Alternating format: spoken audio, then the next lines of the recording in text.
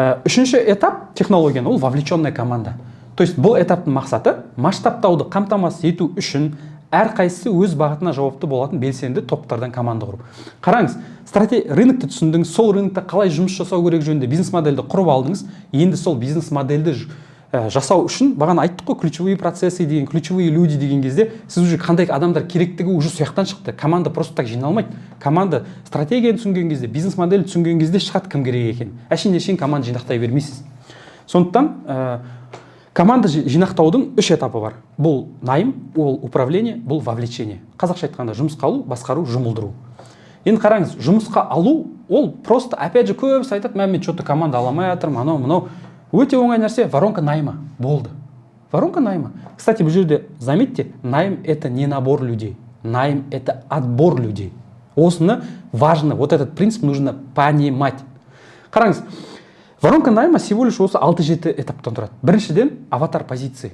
Екінші, сол аватар позицияның основасында вакансия жазасыз. Вакансияны обычно сіз мынандай істеу керек, сіз должен дегенді көбіне жазудың қажеті жоқ қазір. Потому что қазір компания адам таңдайтын заман емес, қазір адамдар компанияны таңдайтын заман.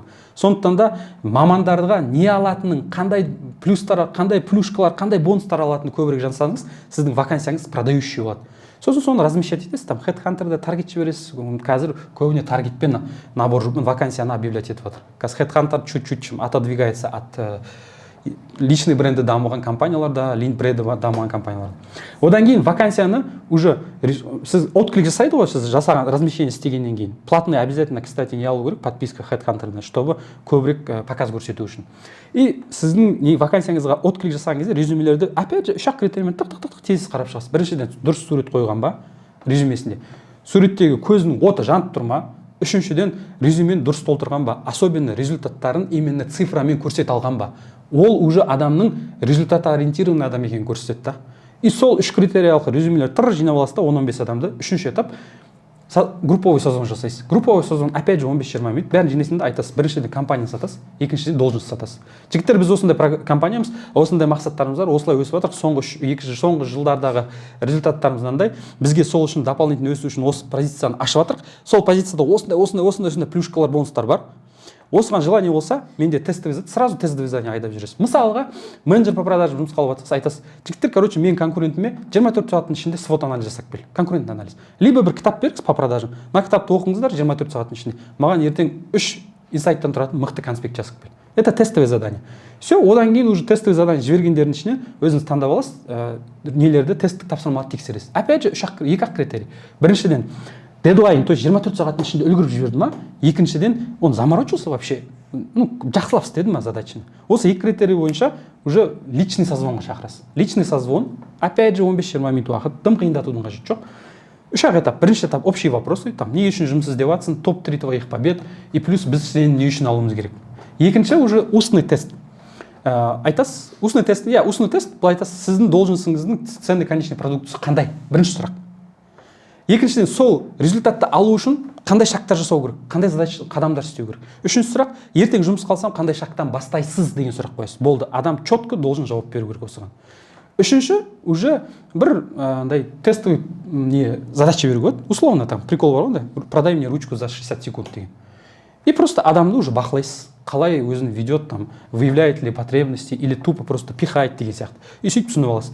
И сол личный созвоннан алған адамдарды уже стажировочная неделя өткізесіз. Тестовая неделя. Ал айтасыз, жігіттер, міне өтіңдер бір апта тестовая неделя. Ол неделяда обязательно күнде бір темаға обучение, күн по окончанию дня практическое задание. Сөйтіп 3-4 күн тестовая неделя өткізесіз, и сол практикалық тесттер өткен адамдарды найымға аласыз, болды. То есть у вас есть уже команда.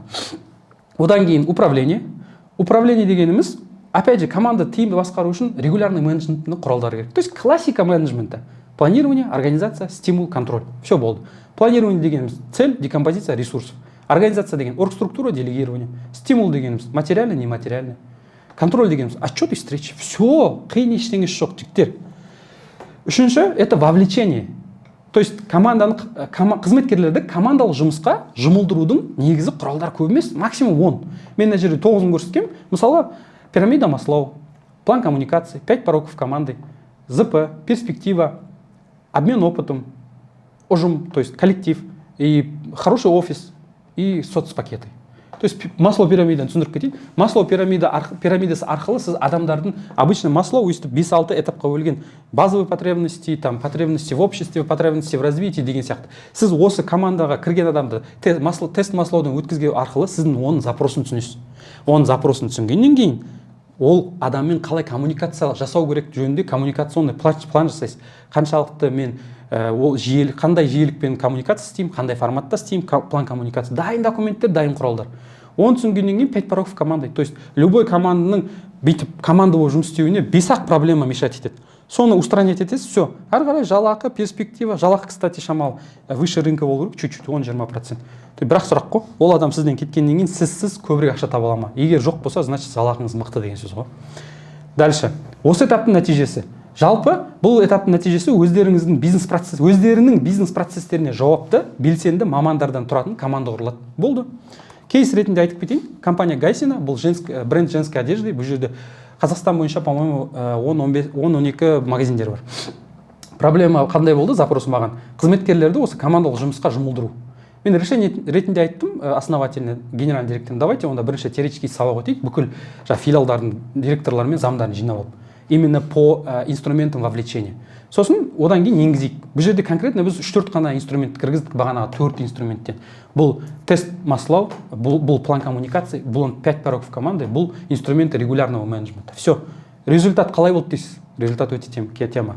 Қызметкерлер осыдан кейін самостоятельный шешім қабылдап, компанияның дамуына үлестерін қосу арқылы магазиндердегі сату конверсиялары 22%-ке өсті. Екінші кейс, бағанағы айтқан үлкен IT компанияда 3 жылдың ішінде біз жаңағыдай оларға команда құрып, оларды управлять етіп жұмыс істеген кезде 3 жылдың ішінде олар 1 миллиард теңгеден жоғары табыс тапты ол компания. Енді бонустар, бағана обещать еттім ғой, 3 бонус. Ол деген не? Бірінші бонус ол бесплатный разбор. То есть 5 адамды осы айда таңдап алып, олардың бизнесына осы технология арқылы тегін разбор жасап беремін. Он қалай болады? Онлайн болады разбор. Видеозвонокпен примерно 30-60 минуттан аспайды. Разборда сіздің запросыңызға байланысты бизнесті жіліктейміз, кәдімгі жіліктеп тастаймыз жаңағыдай. Сосын узкий горлышкаларын табамыз. Сосын точка росталарын анықтаймыз. По идее, сіз разбордан кейін дайын кәдімгідей пошаговый план масштабирования своего бизнесамен кетесіз ғой, риза болып. Екінші бонус ол шаблон документов.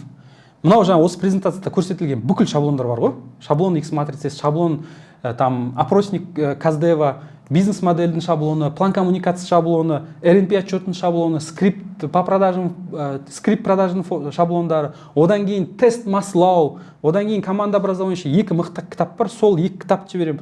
Каздев бойынша 1 мықты кітап бар, соны жіберем, ана спроси маму деген. Одан кейін 5 порогов команды деген кітабы бар, и почему не все люди любят ходить на работу деген 3 кітап жіберем. Сонда получается осы нәрсе бар. Сосын үшінші бонус менде основы кайдзен деген 1 сағаттық видео сабақ бар.